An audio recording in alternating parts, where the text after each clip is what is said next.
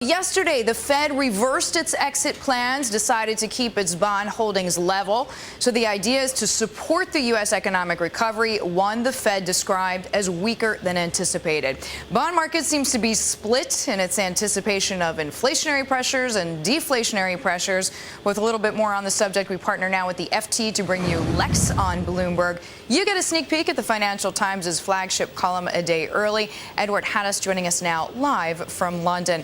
Edward, good morning. Glad to have you with us. How do you see yesterday's decision from the Fed changing the balance between inflationary, deflationary risks? What are people you're speaking with telling you the bond market and its schizophrenia is showing?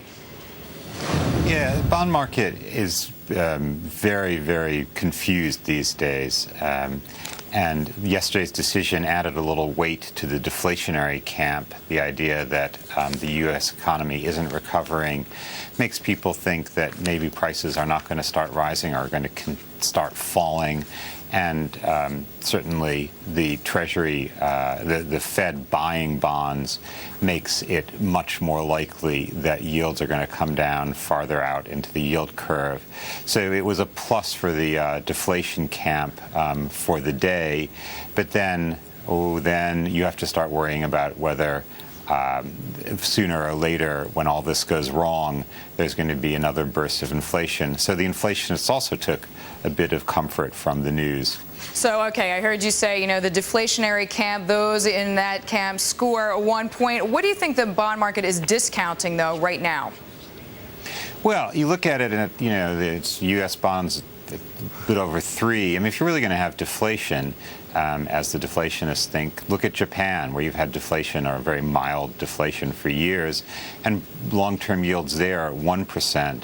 And that's where you would end up if you really did get into a market into an economy where prices were actually flat or falling somewhat.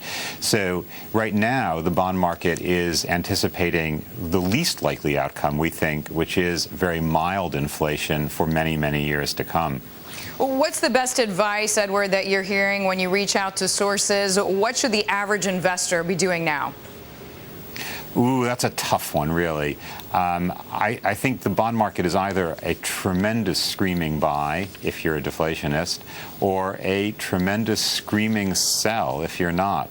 So maybe the safest thing to do is just hold on to your cash and wait and see what happens.